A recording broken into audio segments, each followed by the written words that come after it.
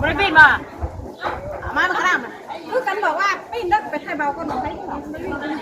ใช่เป็นกระดาษนะกระดาษเลยครับติดช่วยแห้งยังว่าบ่ปีนอยู่อ้าวข่าวละงานแท้นี่ขาวให้เลยเนาะเจอเขาชุกชุกไม่กระดาษกันบ่มีกันยานนะเลยหยำมือยุหันเขานะทั้งนี้มีเด็กเขายัดเขาเพ้นใช่ค่ะอันนั้นมาไหมเห็นไหมมาเห็นละเอามันกระดาษทางไหนเลยไปกระดาษกระดิ่งนะตัวช่วยเขาเลยอยู่กันมาเพ็ดอ่ะปลากำลังซอยเขาป้อนี่กำลังซอยเขาเห็นโอ้สิเดือดเลยเขางามที่ไหนอันนี้จะว่างามทำขาวแล้วนะว่ามักลมแห่ขาวขาวครับซักขาวพันธุ์12เอานี่ได้สะได้แล้วมาเนาะไปจับตัวนั้นเลยมูจะมาทะลุเรากลัวพี่เลยเขาสมงามแท้ขาวพันธุ์12คนนั้นนะ12บ่มาแต่น้ำหนีบอลเอ้าตัวนี้บ่คาเลยนี่ตาเพื่อกันเลยตัวนี้งามตัวนี้งามกว่านี่มันใส่ถุงยางด้วยนั่นใส่ตัวนี้งามกว่าเบิ่งเลยใส่ถุงยางจักดูใส่มาให้ใส่มาตัวนี้ยังไม่11ตัวนั้นไม่12ตัวแม่นแล้วมูเรียบร้อยแล้วเฮ้ยคุณโตโมแล้วโมแต่เช้าคนจุกมาเลยเมื่อแล้วเอ้าเต็งไว้นะอาทิตย์ข่าวอาทิตย์ได้ข่าวนะเขาเย็นตัวนี้แล้วก็เอา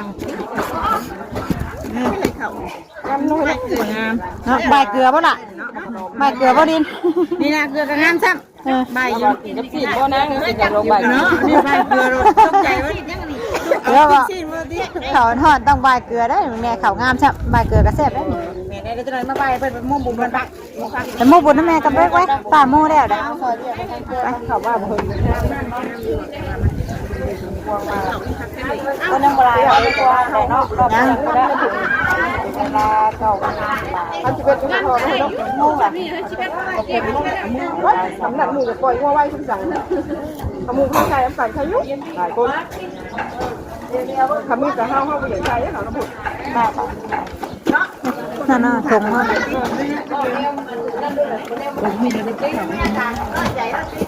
เอาไว้ให้มาเสร็จเขาก็อยากได้รู้แต่มันโอเคเขาตัวนี้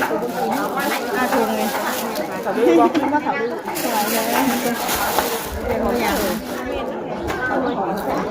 อาหารหอมแซ่บเลยเนาะเขาว่าอยู่ใบเกลือเขาว่าอยู่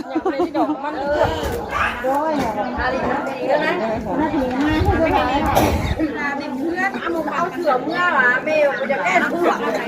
ไม่เอาเห็นในไทยเลยจะใช้ไม่ได้ต้องสบายได้หรอคนเดียวจะเอาพันนอนแม่แล้วโมเมนต์ต้องเลยต้องสบายไปแบบทำได้เขาได้เงินเขาทำอะไรบอกจะเพื่อนได้เงินเขาเพื่อนได้ไม่เงินมันแน่เราได้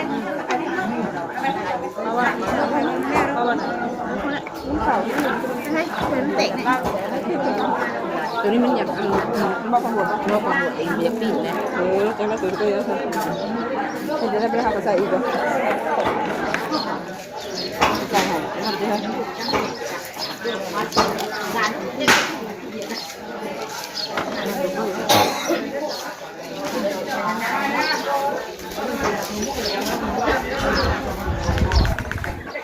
เบิดแม่กระดามติฮะมีข่าวแล้วเหรอโมเมนต์ว่าฉันโอ้ยสิตะกี้มาไม่ปิ้งเนาะกี้มาไม่ปิ้งซะเนาะถ้ามันเอามาอีกว่าเนาะ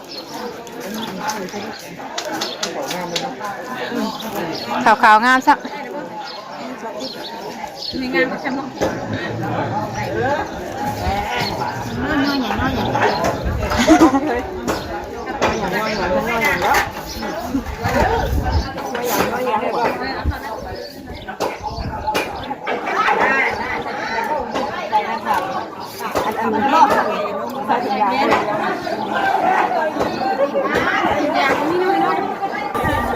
กำลังพากันช่วยเข้าพี่น้องเลยเนาะใบยับใบเพนเพิ่น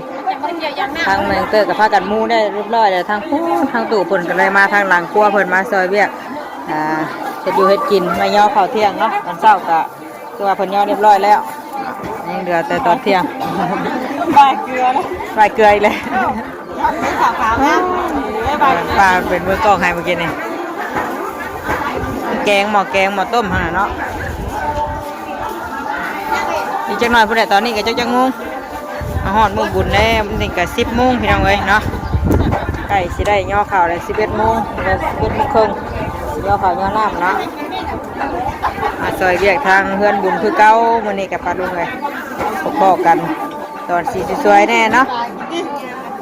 ลูกกับฝากไว้น้ำสะนางเพิ่นก็มาแต่เช้าเพิ่นน่ะเมื่อเนาะเพราะว่าน้องเจอเพิ่นอยากนอนต่อมาบัดนี้ทางป่าเฮากำลังคั่วพี่น้องเว้ยเนาะคั่วให้มันนั่นอยู่ตายคั่วไว้ใส่ลาบเนาะเส้นคั่วไว้ลาบเอาเนาะบ่ได้เฮ็ดดิบพี่น้องอ่ะมื้อนี้ก็สิเป็นมื้อบุญแล้วก็ขางัวเพิ่นร่มงัว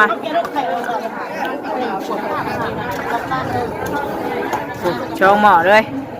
พากันนั่งคั่วอยู่ห่มนี่มันบ่มีกระทะใหญ่ข้าวกระทะเฮ็ดทั้งบัดเฮ็ดแน่บัดอันท้ายแน่เลยเนาะเฮาก็ได้โจ้ไปน้ำพี่น้องเลยงานอยู่เนาะมีท้ายตะเกียบเพิ่นล่ะใครเว้าเฮ็ดเวียกเอายาเพิ่นแล้วเฮาจักใจเฮาอยู่เนาะเฮาก็เฮ็ดเองเฮาก็จักดูว่าเฮาเฮ็ดบ่เฮ็ดเนาะแล้วแต่เพิ่นสิเว้าพี่น้องเอ้ยบัดเฮาเฮ็ดเวียกบางทีก็เฮาบ่มีมือกล้องก็ทางจับเฮาก็ถ่ายแน่เฮ็ดแน่เนาะเฮาก็เวียกเฮาก็งานเฮาก็ไปน้ำเวียกแน่ซอยแน่เนาะสบายดีเด้ด่านเชื่อกับมาน้ำสบายดีดอกสบายดีป้าลุงเลยกินอิ่มแล้วบ่ข้าวใส่กินข้าวไอ้ตาเมื่อเลยน้องมาหน่อยไอ้เมื่อขวบพอดีมันนั่นได้ปะ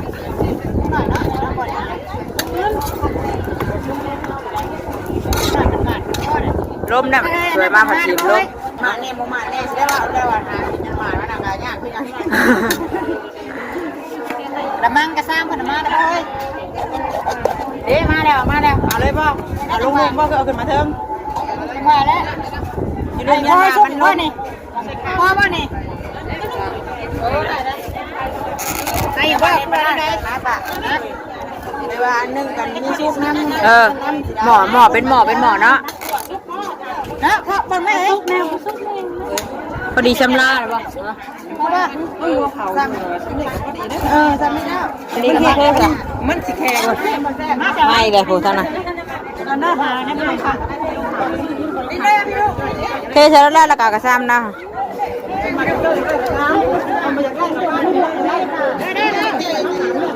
เพ่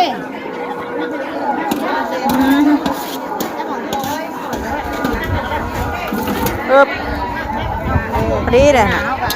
เอาหมาดแน่เนาะมันปนกันเลยภาษาบางแง่พี่น้องเลยเนาะหลายคนมาโฮมมาเต่ามาโฮมกัน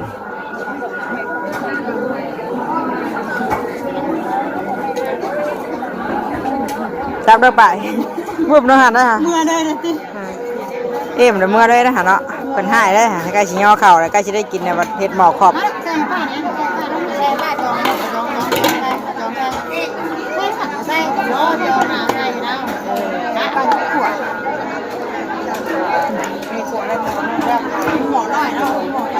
หมอใหญ่ยังมาขวบเดียวเนาะขวบใส่กระซ้ำได้ปะไปไม่ขวบกับไรจุ่มพี่น้องไอ้จุ่มนี่ก็พากันขวบเนาะแผนกนั่นก็สีพากันหลายอย่างเนาะเฮ็ดนั่นเฮ็ดนี่ช่วยกันคนละไม้คนละมือพี่น้องเอ้ยมีการมีงานกันมาเต้ามาโฮมกันไปสิก็ช่วยกันทั้งคุณก็จะเป็นหม้อต้มหม้อแกงหม้อนึ่งข้าวเพิ่นเนาะโอ้หลายอยู่โอ้อ่านทวนเลย แต่ตามรังแค่ เนาะเอาขวาไว้ลาบไปหน่อยหม้อแกงเพิ่นข้างไว้ปุ๊ หนึ่งข่าวหนึ่งน้ำเขาก็แล้วเรียบร้อยแล้วเนาะพอได้ไปจักเลยเนาะพอได้ไปจักบ่พอได้จักเจ้าพอได้อย่าบำชุกครับเนาะมันหลายอันนะทราบกันนะมันเต็งกันนะพอปะมันบ่หอนบ่มันอย่ามันหักเนาะอย่ามันหักซ้ำมันแบบ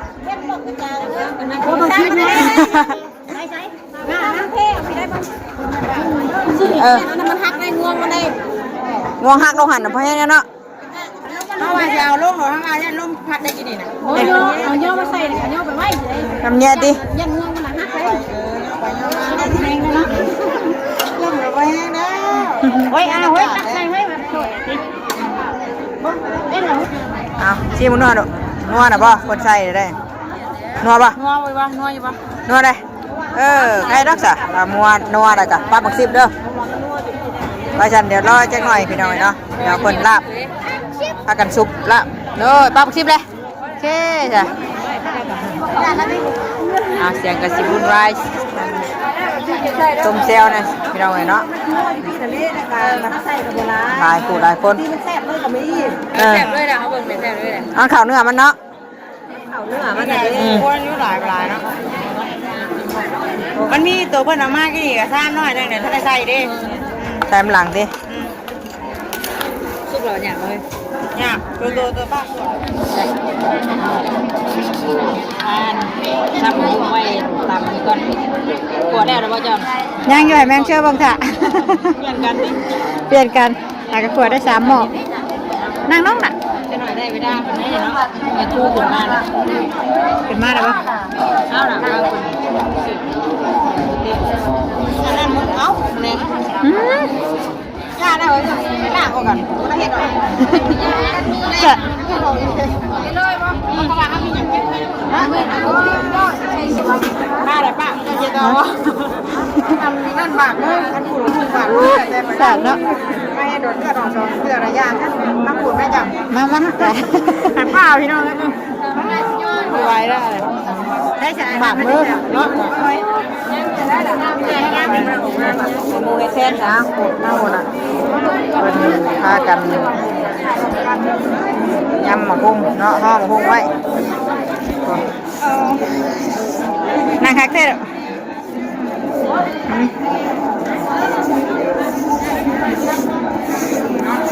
มีหมูแล้ว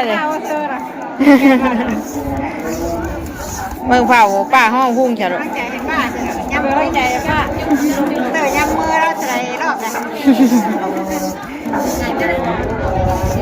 ยำร้านมันมีสีชั้นได้ยำร้านมันหุ้งหมูชุกได้แต่เลยนั่นวะไม่บาดไม่ค่อยไม่ต้องไม่เบาจ้ะตัวเท่านี้บัดนิ่มเอาอย่างน่ะโตบ่ปึ๊บท่านนี่ตำเครื่องไว้ถาบ่เนี่ยไม่กลัวอยากเอาฉันเดี๋ยวตำไม่กลัวกินก่อนเด็กคือสูตรหมู่บ้านนี่เลยไม่กลัวกินก่อนไปได้กุ้มรถดิเปิดออกมาก็จังสินัวแล้วนะสบายดีลูกสบายดีตู้ลูกสบายดีมาแล้วอีกเลยอันนี้มาเลยลูกอันนี้เตยตามมาเลยสบายดีลูกสบายดีมากสบายดีลูกอีแม่ย่ำมาหูเลือดออกน่ะน้องเป็นคนบอกหลงทางไปพวกหลงทางบ่น่ะมาพี่ลูกตามหลังแม่มาเลยมาพี่ดูข้างหลังยังขวอยู่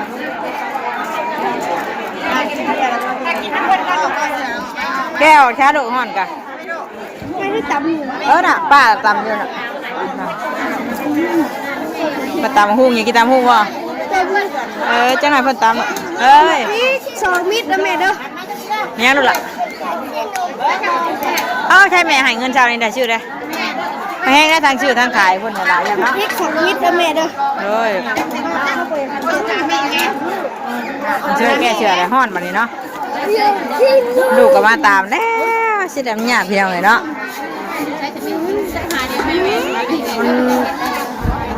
นี่เบิ่งฮะ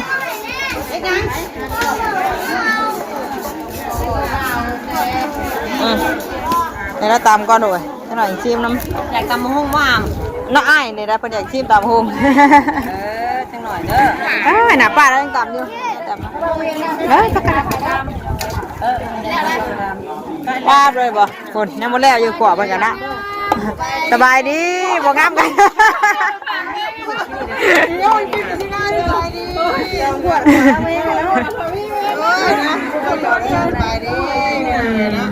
ได้ย่อจงให้เพิ่น ขวบยังบ่แล้วอยู่นะ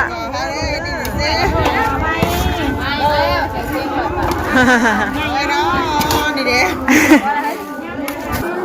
ไปเจ้ามาว่าอยู่นี่น่ะว่านี่ตะกุขนาดไม่กลัวตามชิมได้นี่หน้าตายังกินเป็นตะเกียบนี่ก็ปูรองนึงอันนี้ได้เคยเลยดิ โตใส่จักโตมีกำหนดบ่จะได้กระยาเข้าตัวนึงเลย คนละตัวพ่อว่าหลายตัวใช่ไหมเนาะคนละตัวกับผู้แต่ไม่กลัวอีกยังบ่ได้นะปุ๊บนึงได้ว่านี่น่ะ อันนี้บ่ วานเห็ดปุ๊บเมื่อวานนี่น่ะ จะใส่ให้ไรเอาเลยบ่ตำจนตำ ไม่ใส่ตำแบบของแท้เลย กลัวเป็นตำกิน อันนี้ซีโมนมากลัวบางเองมาแล้วยังสอนไม่ลูกสอนไม่ลูกว่าดิปลาเผาหม้อเจอใจแม่แท้ดอกเราไปกระเป๋าไปเลย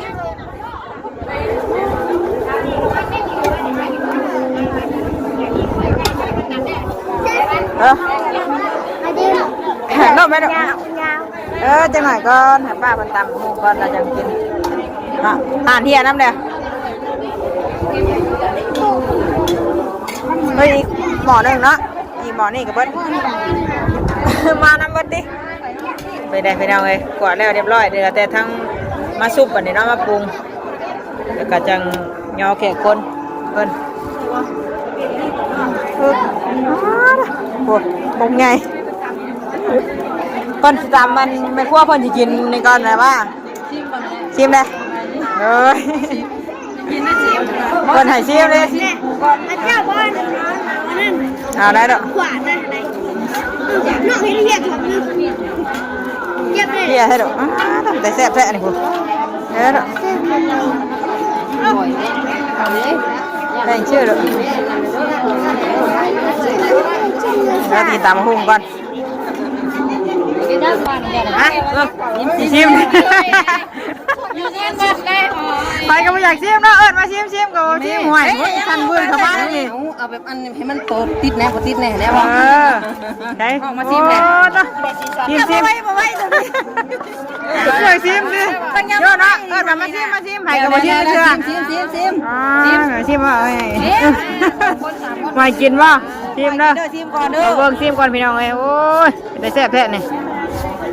เบิ่งสั่งก่อนใช่ป่ะชัดว่าถ้าไปชื่อ กันใส่เกลือมันบ่พอแล้วใส่เกลือหวานได้แซ่บเฮ้ย